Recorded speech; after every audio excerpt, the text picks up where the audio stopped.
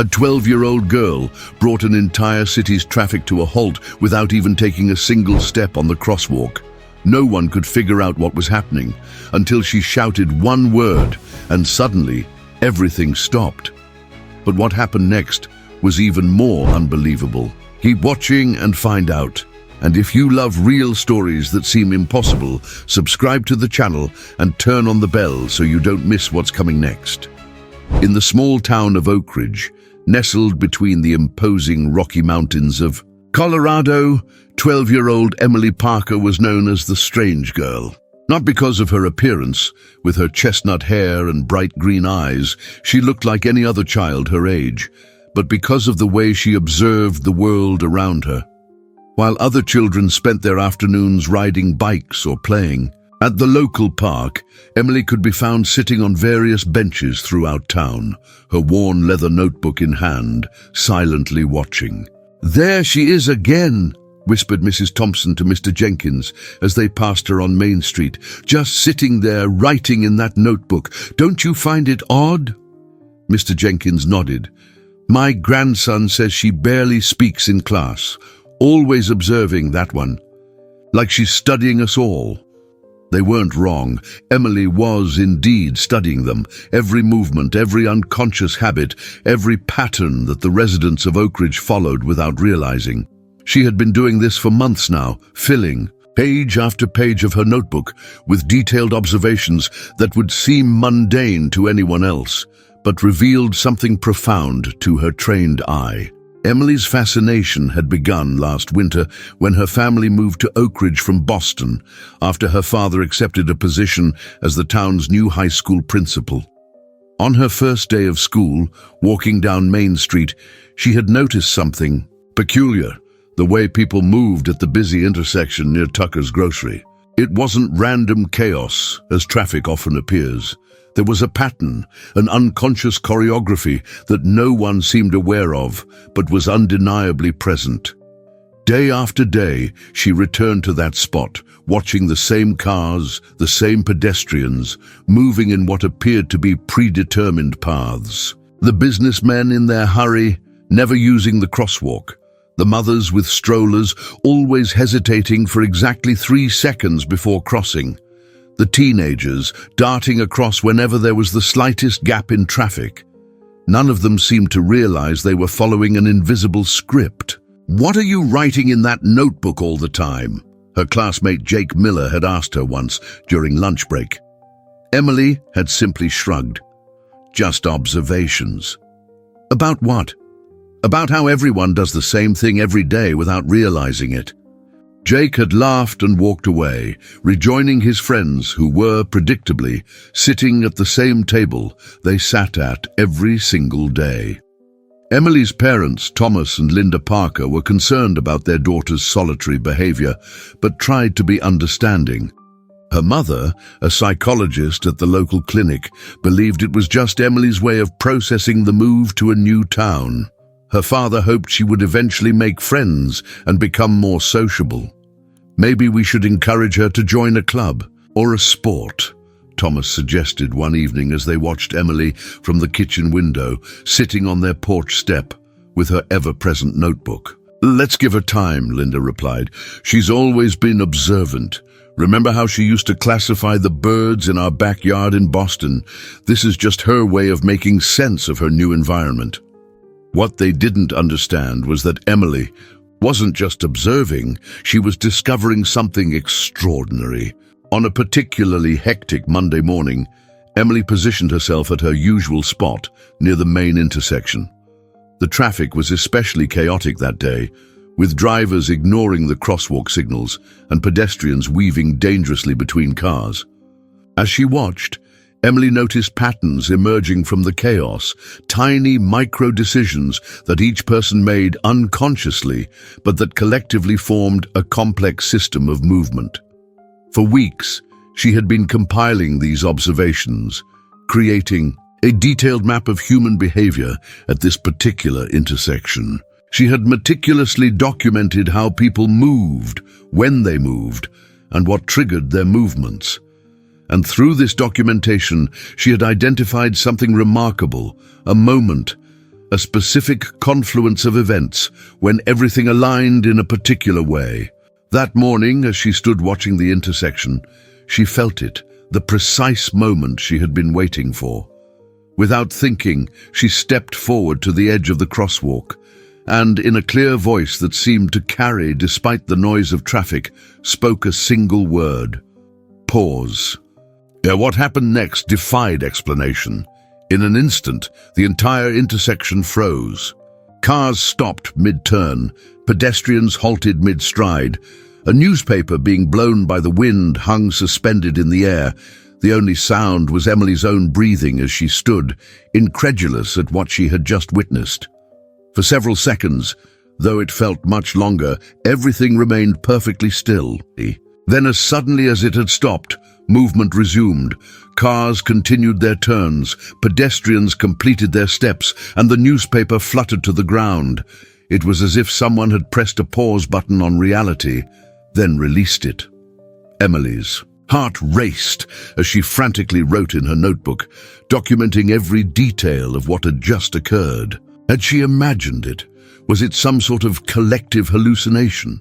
Or had she actually discovered something profound about the nature of human behavior, a way to momentarily interrupt the unconscious patterns that governed everyday life? Over the next few days, Emily returned to the intersection, attempting to recreate the phenomenon. Sometimes nothing happened, but occasionally, when conditions were just right and she spoke that word, pause, the brief suspension would occur again. Each time she documented everything, noting subtle differences and patterns. During her third successful attempt, she noticed something that sent a chill down her spine. While most people and vehicles completely froze, a middle-aged man in a blue sedan seemed different.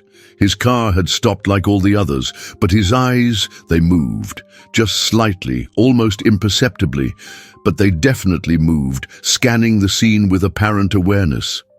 Emily circled this observation several times in her notebook. This wasn't just about patterns anymore. This was about consciousness itself, about how most people move through life on autopilot, while a select few maintained some level of awareness, even during these strange suspensions. As the days passed, Emily discovered more anomalies.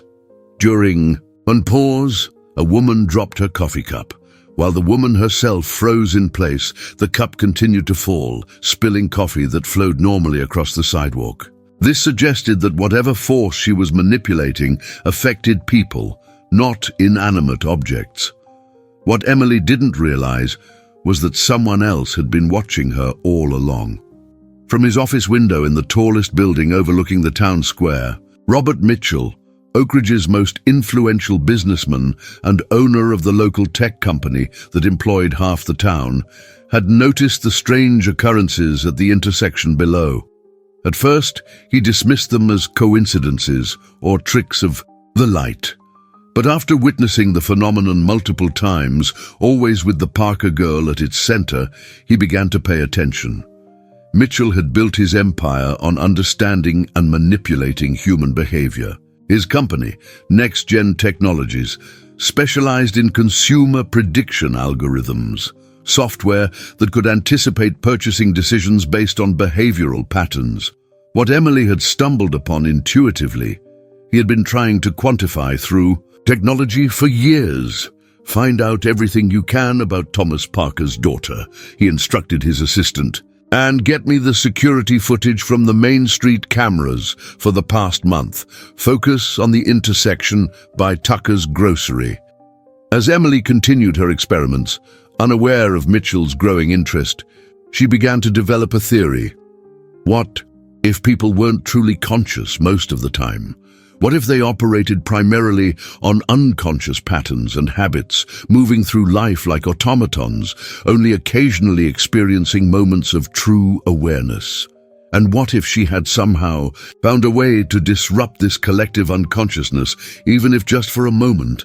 Little did she know that her innocent experiments were about to place her at the center of a power struggle that would shake the foundations of Oak Ridge and force her to confront questions about free will, consciousness, and the nature of reality itself. Questions that most adults, let alone a 12-year-old girl, were equipped to handle. As Robert Mitchell reviewed the footage from the intersection, a plan began to form in his mind. If the Parker girl had indeed found a way to manipulate collective behavior, even momentarily, the implications for his business and his control over Oak Ridge were enormous. "Sir, the footage shows exactly what you described," his assistant reported. At precisely 8:42 a.m. on Monday, all movement at the intersection stopped for approximately 4.7 seconds. Mitchell leaned back in his leather chair, fingers steepled under his chin. "Interesting. Very interesting. Keep watching her. I want to know everywhere she goes, everything she does." He paused, gazing out at the town below.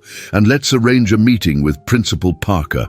I think it's time Next-Gen Technologies established a more formal relationship with Oak Ridge High School." Meanwhile, Emily sat on her bed, reviewing her notes, completely unaware that her quiet observations had caught the attention of the most powerful man in town, a man who would stop at nothing to understand and control the phenomenon she had discovered. The question now was, who would master this knowledge first, and to what end would they use it? Word of Emily's strange ability spread through Oak Ridge like wildfire. At first, it was just whispers among the few who had witnessed the phenomenon, a strange momentary pause in the bustling intersection, always when the Parker girl was present. Soon, these whispers evolved into elaborate stories, growing more fantastical with each retelling. "I heard she can stop time," Melissa Johnson told her friends at the school cafeteria. "My mom was driving through the intersection and suddenly everything just stopped. When it started again, the Parker girl was crossing the street, calm as can be." "And that's impossible," Jake Miller scoffed, though his voice lacked conviction. He had seen something strange himself last week, a moment when everything around him seemed to freeze, except for his own thoughts. By the end of the week, Emily's classmates were either avoiding her or watching her with a mixture of awe and apprehension. Teachers noticed how conversations would halt when she entered a room, only to resume in hushed tones after she passed. The attention made Emily uncomfortable. She had never sought to be the center of gossip. "Mom, people are acting weird around me," Emily confessed one evening as she helped her mother prepare dinner. Linda Parker set down the knife she was using to chop vegetables and turned to her daughter. "What do you mean, honey?" They stare. They whisper. It's like they think I'm doing something strange. Linda sighed, placing a gentle hand on Emily's shoulder. "Small towns can be like that, sweetie. People notice things, they talk. It'll pass once they find something new to gossip about." But Emily knew this was different. This wasn't just small-town curiosity. People were reacting to something real, something she had done. And she wasn't sure whether to be frightened or excited by the power she seemed to possess. That night, Emily stayed up late, reviewing her notebooks by flashlight under her covers. She had documented 7 successful pauses now, each lasting between 3 and 5 seconds. But what fascinated her most were the anomalies, the exceptions to the pattern. So far, she had identified 3 people who showed signs of awareness during the pauses: the man in the blue sedan, an elderly woman at the bus stop, and most recently, Jake Miller, whose eyes had definitely followed her during the last event. What made these people different? Were they somehow more conscious, more present in their daily lives? Or was there something else at play, some factor she hadn't considered? Emily flipped to a fresh page and wrote a heading, "The Conscious Ones." Beneath it, she began listing everything she knew about the 3 individuals who had shown awareness during her experiments. There had to be a connection. The next morning, as Emily walked to school, she felt someone fall into step beside her. It was Jake Miller, his backpack slung casually over one shoulder, his expression a mixture of curiosity and unease. "So," he said without preamble, "are you going to tell me what you did at the intersection yesterday?" Emily kept walking, her eyes fixed on the sidewalk ahead. "I don't know what you're talking about." "Yes, you do." Jake stepped in front of her, forcing her to stop. Everyone else froze. "I didn't. Not completely. I could still see, still think. I saw you walk across the street while everyone else was like statues." He paused, studying her face. "I want to know how you did it." Emily considered denying it again, but realized this might be an opportunity. Jake was one of the conscious ones, someone who had remained partially aware during a pause. Perhaps he could help her understand why. "I'm not entirely sure how I do it," she admitted, lowering her voice. "But I've been studying patterns, how people move, how they interact without really thinking about it. There's this moment when everything aligns, and if I say a specific word, everything just stops for a few seconds." Jake's eyes widened. "That's impossible." "Is it? You saw it happen. But why didn't it affect me completely?" Emily shrugged. "That's what I'm trying to figure out. You're not the only one. There are others who stay partly conscious during the pauses." Jake was silent for a moment, processing this information. "Show me your research," he finally said. After school, Emily led Jake to her favorite observation spot near the intersection. For an hour, they sat side by side on a bench as Emily explained her methodology, showing him the patterns she had documented in her notebook. "It's like people are sleepwalking through life," she explained. "They follow the same routines, make the same movements, without ever really thinking about what they're doing." Jake nodded slowly. "And your word somehow wakes them up or forces them to stop?" "Not exactly. It more like interrupts the automatic pattern, makes everything reset for a moment." As they sat discussing possibilities, neither noticed the black sedan parked across the street, its tinted windows concealing Robert Mitchell as he watched them intently. Mitchell had spent the past week reviewing every piece of footage showing Emily's events, as his team now called them. What he saw both fascinated and disturbed him. The commercial implications were obvious. If this ability could be understood and replicated, the applications in advertising, market manipulation, and behavior prediction would be revolutionary. But there was something else that troubled him, something personal. During the third recorded event, Mitchell had been driving through the intersection himself, and while he had no conscious memory of experiencing a pause, the footage clearly showed his eyes moving during the event, scanning the scene while everyone else remained frozen. He was one of the few who retained some awareness during these moments, and he needed to understand why. The next day, Mitchell put his plan into motion. He arranged a meeting with Principal Thomas Parker under the guise of discussing a potential technology grant for Oak Ridge High School. The real purpose, of course, was to gain access to the Parker family and specifically to Emily. "Mr. Parker, it's a pleasure to finally meet you," Mitchell said smoothly, extending his hand across his polished mahogany desk. "I've heard wonderful things about the changes you're implementing at the high school." Thomas Parker, a tall man with kind eyes and Emily's same chestnut hair, smiled as he shook Mitchell's hand. "Thank you, Mr. Mitchell. We're trying to bring some fresh perspectives to the curriculum. That's precisely why I wanted to meet. NextGen Technologies is considering establishing a STEM grant program for local schools, and Oak Ridge High is at the top of our list." Thomas's eyes lit up. The school's budget had been tight, and additional funding for science and technology would be transformative. "That sounds incredible. What exactly did you have in mind?" "We're thinking about a comprehensive program, new equipment, specialized curriculum, maybe even some after-school activities led by our engineers." Mitchell leaned forward slightly. "I understand your daughter is quite the science enthusiast.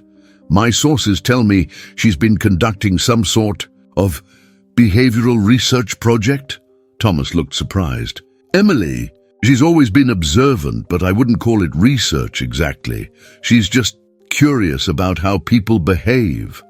Curiosity is the foundation of scientific inquiry." Mitchell replied with a practiced smile.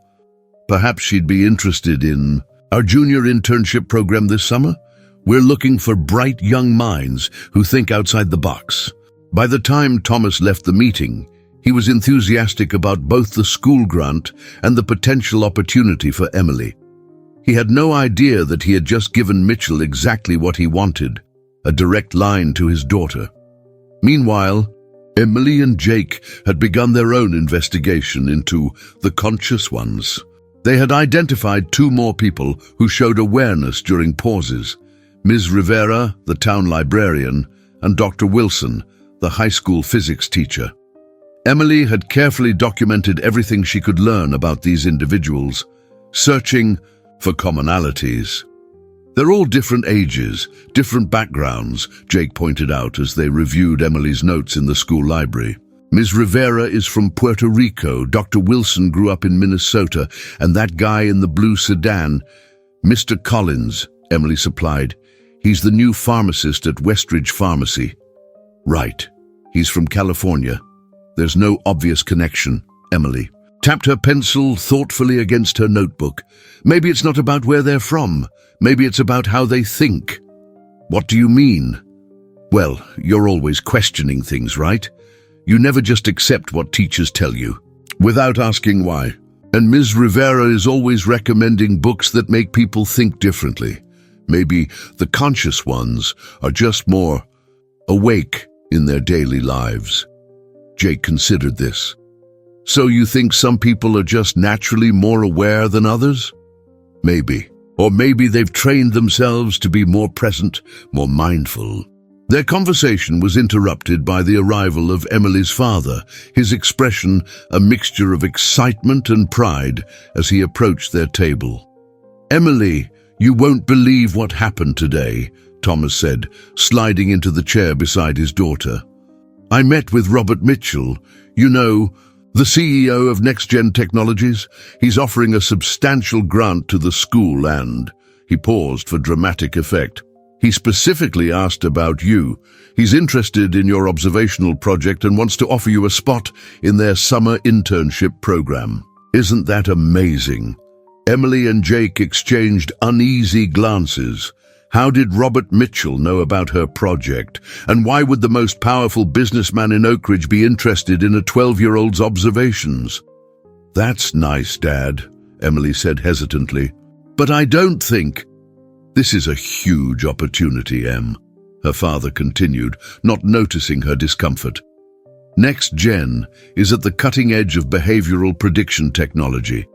Your observations about patterns could really contribute to their research.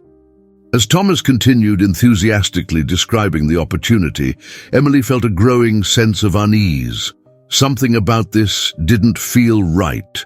How much did Mitchell know about what she could do? And what did he want with her? What Emily didn't realize was that Mitchell's interest went far beyond corporate advantage.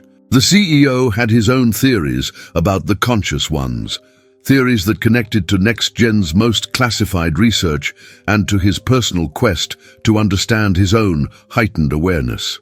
That night, as Emily lay in bed contemplating whether to accept the internship offer, a notification pinged on her father's computer in his home office. It was an email from Mitchell's assistant, confirming the details of the internship and attaching a non-disclosure agreement for Emily to sign, a document far more extensive and restrictive than would be typical for a junior internship program.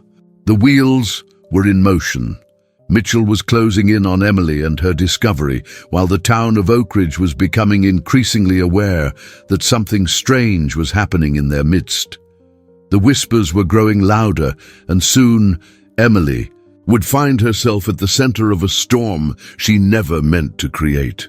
The Next Gen Technologies headquarters dominated the Oak Ridge skyline, a gleaming glass and steel structure that seemed out of place among the town's otherwise quaint architecture. As Emily approached the building for her first day as a summer intern, she couldn't shake the feeling that she was walking into a trap. Remember, just observe and report back, Jake had told her that morning. Don't reveal anything about what you can do unless you absolutely have to. After much discussion with Jake, Emily had decided to accept Mitchell's internship offer. Not because she wanted to, but because they had agreed it was the best way to understand why the CEO was so interested in her. Knowledge was power, and right now, Mitchell seemed to have most of it. "Welcome, Emily," said a polished receptionist with a practiced smile. "Mr. Mitchell is expecting you. Jessica will show you to the Youth Innovation Lab." A young woman with sharp eyes and a tablet in hand appeared beside Emily. "This way, please. The other interns are already getting started." As Jessica led her through the building's labyrinthine corridors, Emily noted how different the atmosphere was from the rest of Oak Ridge. While the town moved at a leisurely pace, everyone here seemed to be in perpetual motion, their movements quick and purposeful. Yet there was something mechanical about it all. The same kind of unconscious patterning she had observed at the intersection, but more regimented, more controlled.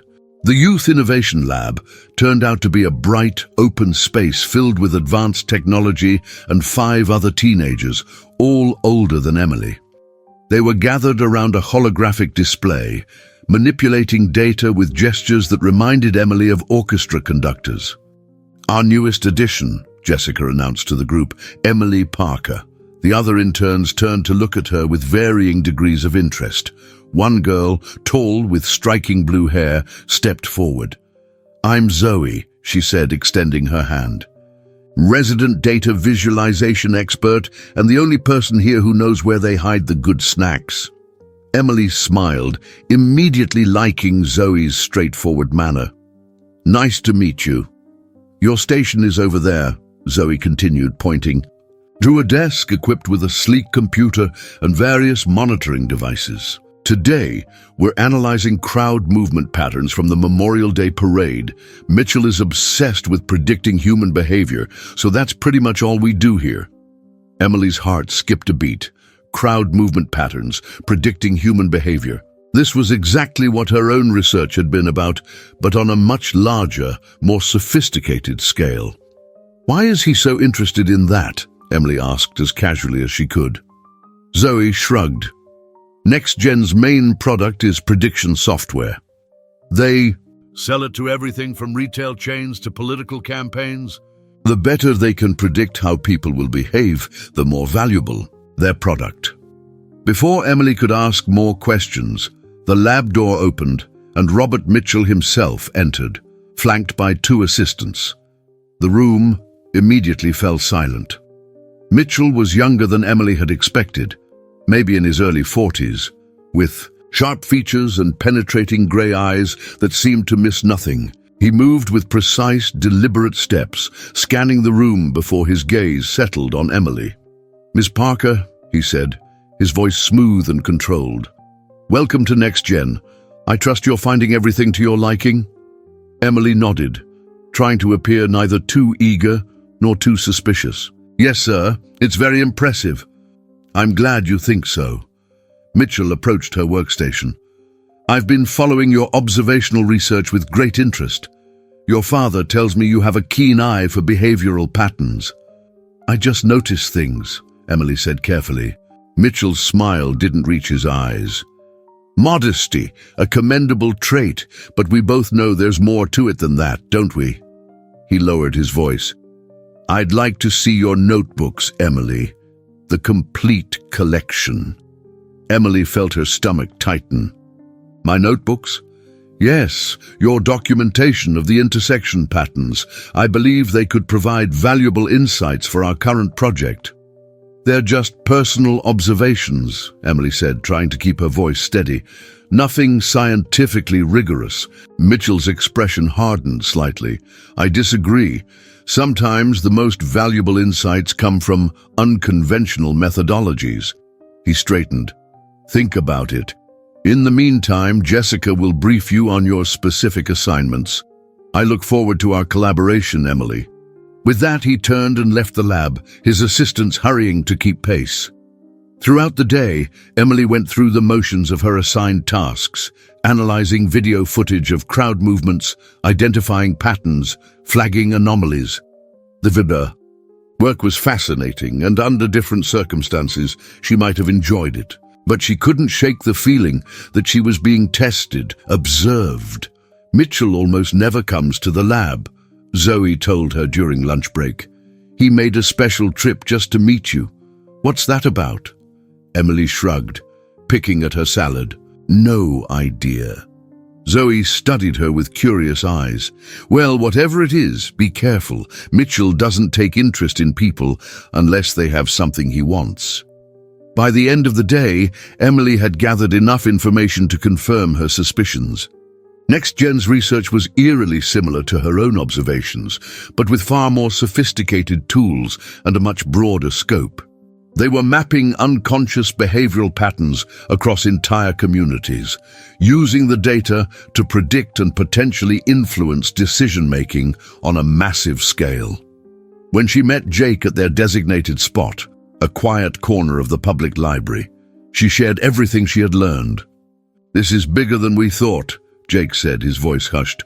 "They're basically trying to map the collective unconscious of the entire town." "And Mitchell knows about my ability," Emily added. "He didn't say it directly, but it was obvious.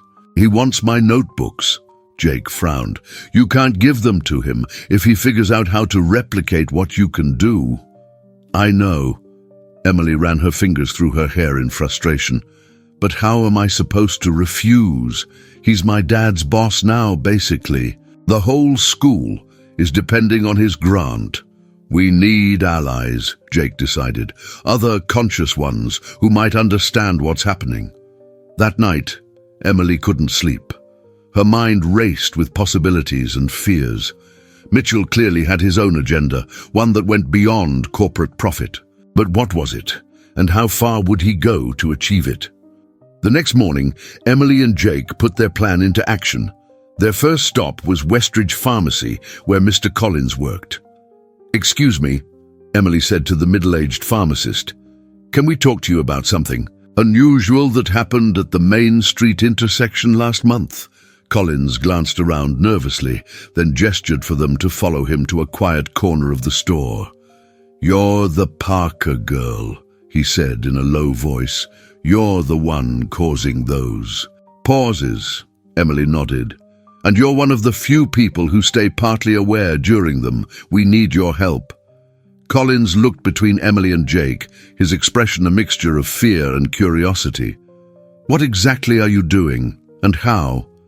Emily explained her discovery as concisely as she could, how she had identified a pattern in the unconscious behavior of the townspeople, and how, at certain moments, she could temporarily disrupt that pattern with a single word. "It sounds crazy," Jake added, "but it's real. And now Robert Mitchell is interested in Emily's research. We think he wants to use it somehow."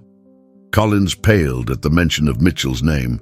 "Mitchell approached me too about a month ago. Asked if I'd experienced anything unusual at the intersection. Offered me a substantial sum to participate in a neurological study at Next Gen." "Did you accept?" Emily asked. Collins shook his head.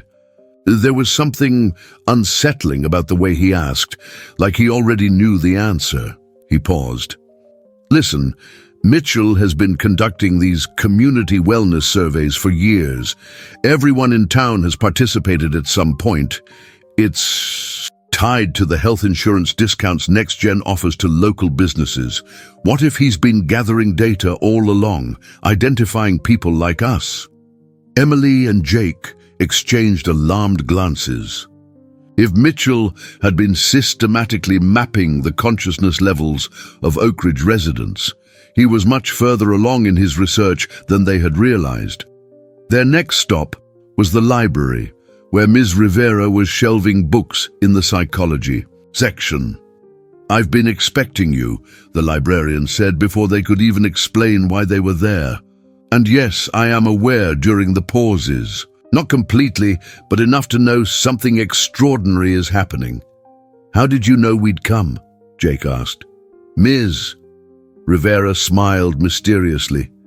When you've been watching people as long as I have, you learn to predict patterns too. She pulled a book from the shelf and handed it to Emily. You might find this interesting. It's about collective consciousness theories, the idea that human minds are more connected than we realize. As Emily flipped through the book, Ms. Rivera continued, her voice lowered. Mitchell has been researching this for years. It started as commercial interest, predicting consumer behavior, but it's evolved into something more personal for him. What do you mean? Emily asked. There are rumors, Ms. Rivera said, glancing around to ensure they weren't overheard, that Mitchell experienced some kind of neurological event as a young man, something that changed how his brain processes information, makes him more aware than others. He's one of the conscious ones, Emily realized aloud. Indeed. And I believe he's trying to understand why some people remain aware during your pauses while others don't. It's not just about corporate advantage anymore, it's about understanding himself. By the end of the day, Emily and Jake had spoken with all 5 of the conscious ones they had identified so far. Each conversation revealed new pieces of the puzzle. Dr. Wilson, the physics teacher, explained that he had been practicing mindfulness meditation for decades. Mrs. Abernathy, the elderly woman from the bus stop, revealed that she had survived a near-death experience that had fundamentally changed how she perceived the world. It's not one single factor, Emily concluded as they compiled their findings in her bedroom that evening. It's a combination of things, neurological differences, life experiences, mental practices that make some people more present, more aware in their daily lives. And Mitchell wants to quantify it, Jake added, maybe even replicate it artificially. Emily's phone buzzed with a text from her father. Great news! Mitchell has extended your internship through the entire summer with a special focus on your observational research. He's very impressed. As Emily showed Jake the message, they shared a look of determination. Mitchell was closing in, but they now had allies, a small resistance forming among the conscious ones of Oak Ridge. Tomorrow, Emily decided, we go on the offensive. It's time to find out exactly what Mitchell is doing with all that data he's collecting. What they didn't know was that Mitchell had already installed surveillance software on Emily's next-gen workstation, capturing every keystroke, every file she accessed.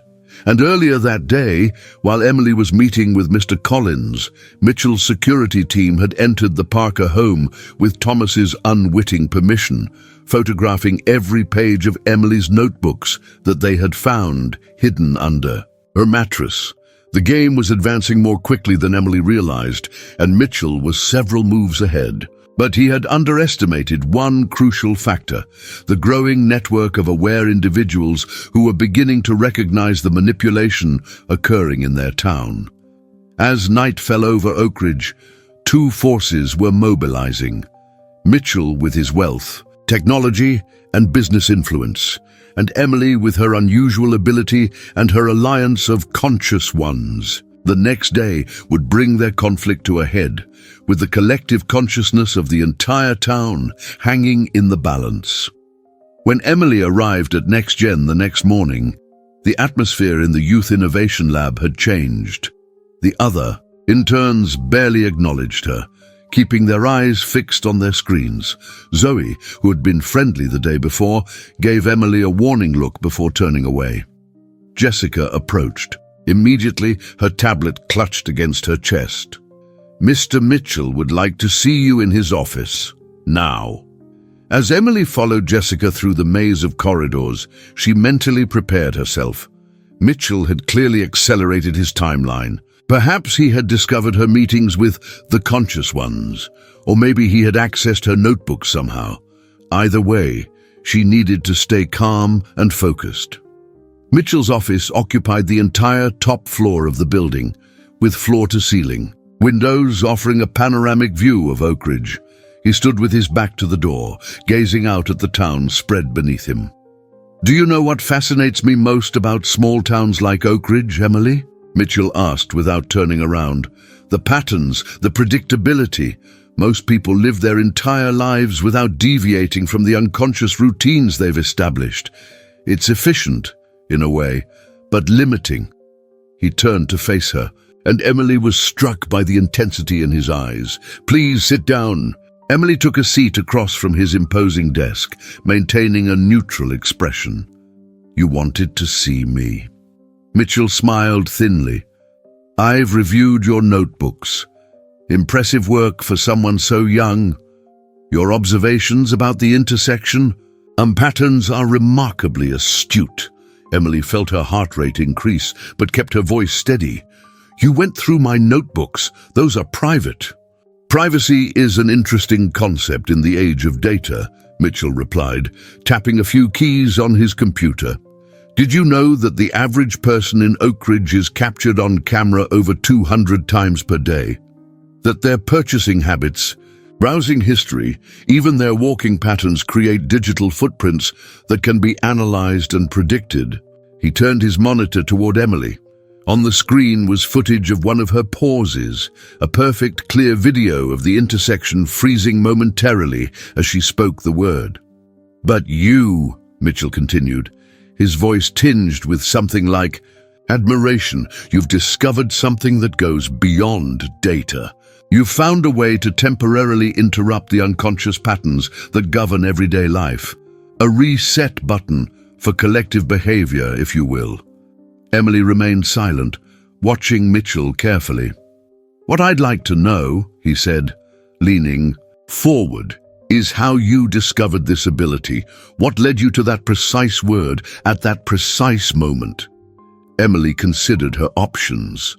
Mitchell clearly knew about her ability, but he didn't seem to fully understand how it worked. This might be her only advantage. "It was just observation," she finally said.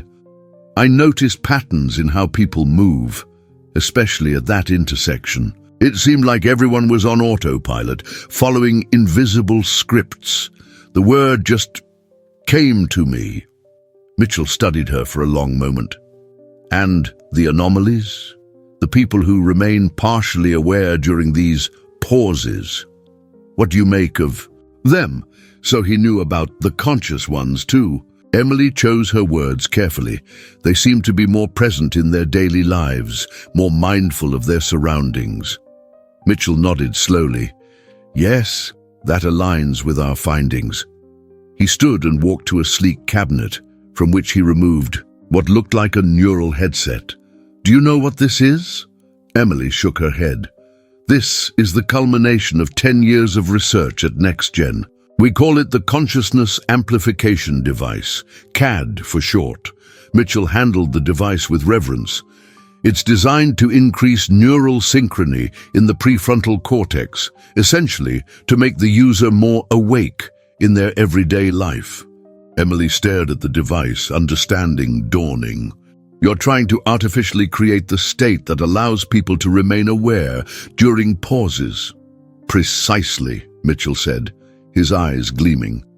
"I've spent my entire adult life trying to understand why I experience the world differently from most people, why I remain aware when others don't. The CAD is the result of that quest," he paused. "But your discovery, this ability to create pauses, could be the key to perfecting it." Suddenly, the pieces clicked into place. "You want to use my ability to test the device. I want us to work together, Emily. Your intuitive understanding of collective consciousness combined with NextGen's technology could revolutionize human awareness. Imagine a world where people aren't just sleepwalking through life, where they're truly present, truly conscious in each moment." The proposal sounded noble, but Emily sensed something beneath Mitchell's passionate pitch. A hunger for control that made her deeply uneasy. "And what would you do with this technology?" she asked. "Who would have access to it?" Mitchell's expression hardened slightly. "Initially, it would be available to those who could most benefit society with increased awareness: business leaders, government officials, educators. The elite, Emily translated. The most capable, Mitchell corrected. Those in positions to make a difference.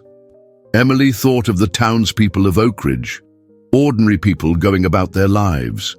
Would they want their consciousness amplified, according to Mitchell's vision? Or was awareness something each person should discover in their own way, in their own time? I need to think about it, she said, rising from her chair. Mitchell smiled, but it didn't reach his eyes. Of course. Take the weekend to consider my proposal, but remember, Emily, this opportunity won't come again, and Next Gen's resources can be directed in many ways, towards supporting Oakridge High School, for instance, or away from it. The threat was veiled but clear.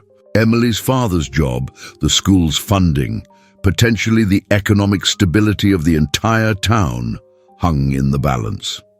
As Emily left Mitchell's office, her mind raced. She needed to talk to Jake and the conscious ones immediately. Mitchell was closer to his goal than she had realized, and he was using her father's school as leverage. Outside Next Gen's gleaming headquarters, Emily found Jake waiting anxiously on a bench. "What happened?" he asked as soon as she approached. Emily quickly recounted her meeting with Mitchell and his proposal. "He's built some kind of device to amplify consciousness, but he needs my ability to test it properly, and he's basically threatening my dad's job if I don't cooperate." Jake's expression darkened.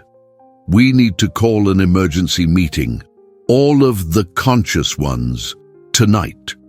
That evening, in the back room of Mr. Collins's pharmacy, Emily, Jake, and the 5 other conscious ones gathered to discuss Mitchell's plan. He's trying to artificially induce the state of awareness that allows us to remain conscious during Emily's pauses, Dr. Wilson explained to the group. But consciousness isn't something that can be forced through technology. It's a natural state that emerges through personal growth, through life experience.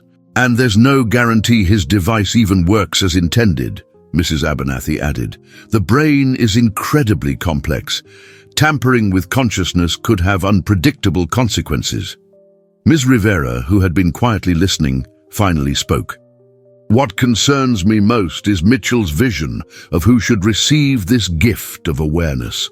Only those he deems worthy. Who is he to make such determinations?" "So, what do we do?" Emily asked. "He has my notebooks, he has footage of the pauses, and he's using my dad's job as leverage." Jake, who had been pacing restlessly, suddenly stopped. "What if we turned the tables, used Emily's ability not to help Mitchell, but to show everyone in Oakridge what he's really doing?" "What do you mean?" Emily asked. "Mitchell's whole business model depends on people remaining unconscious, following predictable patterns that his algorithms can exploit. What if we used your ability to wake people up instead?" The plan they developed over the next hour was audacious. They would use Emily's ability during the Founders' Day festival, Oakridge's biggest annual event, which happened to be the next. A day. But instead of simply creating a pause, Emily would use the moment to reveal Mitchell's manipulation to the entire town simultaneously. "It's risky," Mr. Collins warned. "Mitchell will be watching. He'll have security everywhere." "That's why we need to create a diversion," Jake said. "Something to draw his attention away from Emily at the crucial moment." As the group finalized their strategy, Emily felt a mix of determination and fear. What they were attempting could change everything, not just for her and her family, but for the entire town of Oakridge. The next day dawned bright and clear. Perfect weather for the Founders' Day festival. The town square was transformed into a vibrant celebration, with food stalls, games, and a central stage where various performances would take place throughout the day. Emily spotted Mitchell early, surrounded by next-gen security personnel, his eyes constantly scanning the crowd. Her father was with him, engaged in animated conversation, completely unaware of the true nature of Mitchell's interest in his daughter. "Ready?" Jake asked, appearing beside her. Emily nodded, clutching her notebook tightly. As ready as I'll ever be. The plan was set for noon exactly, when the mayor would be making his annual Founders' Day speech. Emily positioned herself near the center of the crowd, with the conscious ones strategically placed around the square. Jake would create the diversion at precisely 11:58, giving Emily the opportunity to move into position for the pause. As the clock ticked toward noon, Emily felt her heart pounding. What if it didn't work? What if Mitchell stopped her? What if the townspeople rejected what she was trying to show them? At 11:58, right on schedule, a commotion erupted at the far side of the square. Jake had accidentally knocked over a row of food stalls, creating a chaotic scene that immediately drew Mitchell's security team in that direction. Emily seized the moment, slipping through the crowd toward the stage. The mayor was just beginning his speech, his amplified voice echoing across the square. Mitchell remained near the front, his attention momentarily divided between the stage and the commotion.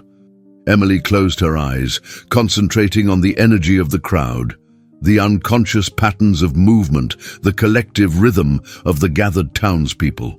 She felt the moment approaching, that perfect alignment she had discovered at the intersection weeks ago. Taking a deep breath, she spoke the word, pause, with clear intention. The effect was immediate and more dramatic than any previous pause. The entire square froze.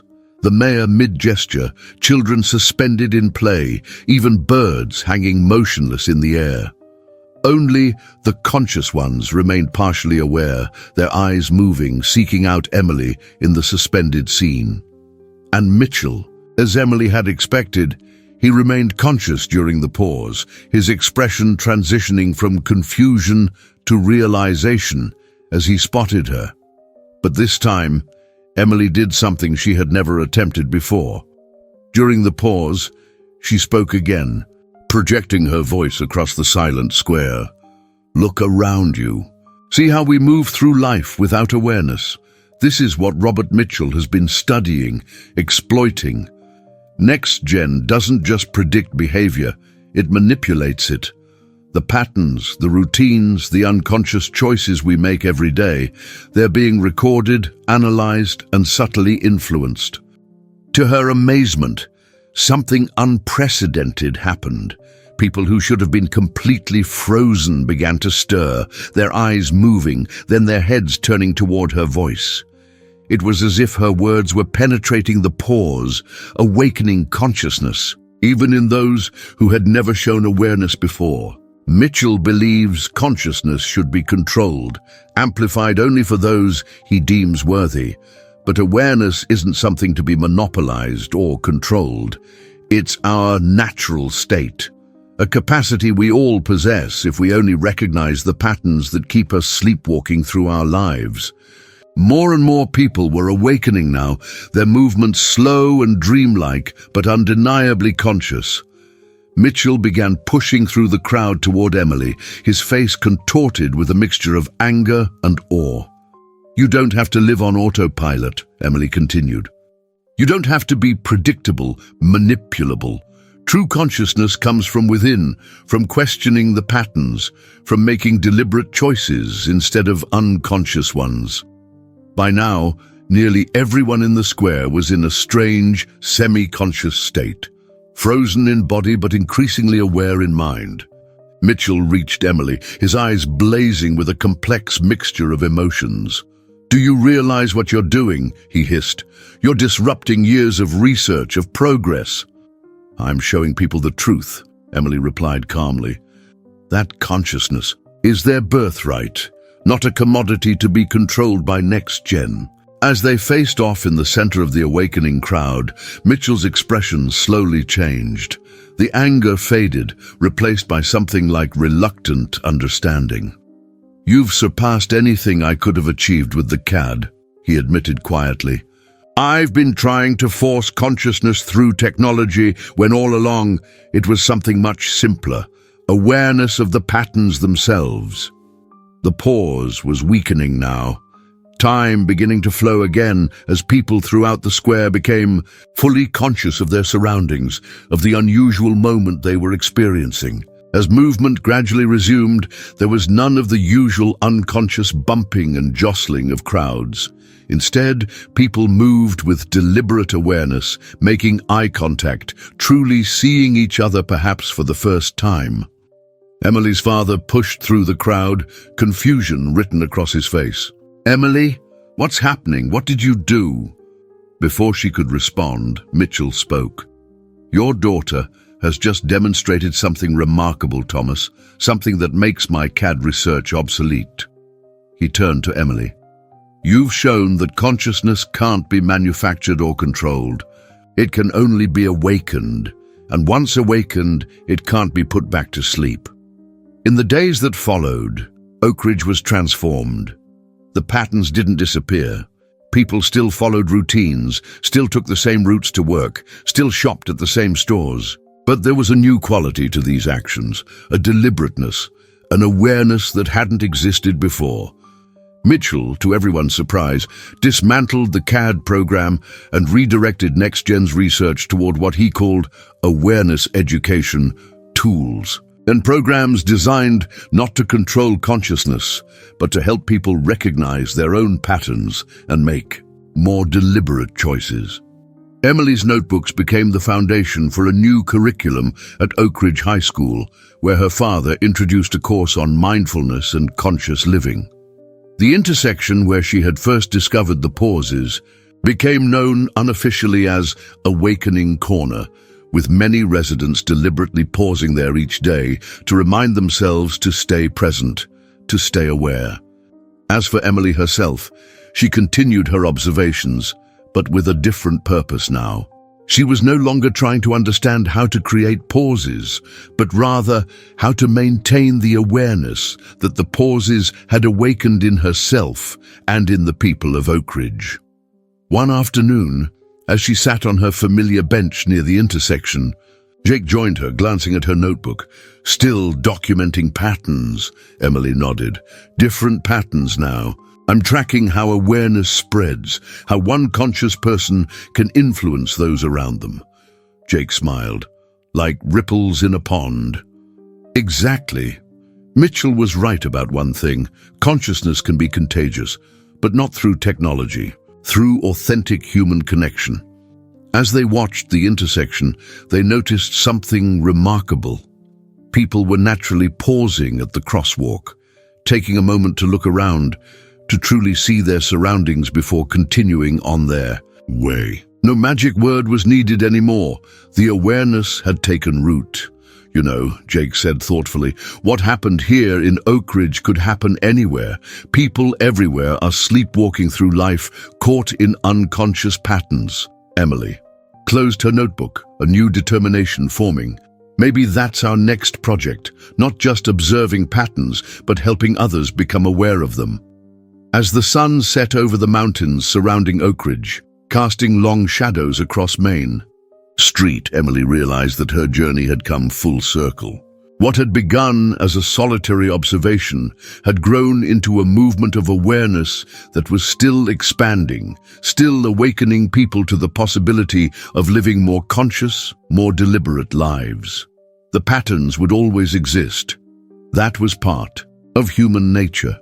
But now, the people of Oak Ridge moved through them with their eyes wide open, making choices rather than being unconsciously directed. And in that awareness lay a freedom that no algorithm could predict, no technology could control. It was a beginning rather than an ending, the first step in a new pattern of conscious living that Emily and the conscious ones would continue to nurture and spread, one awakened mind at a time.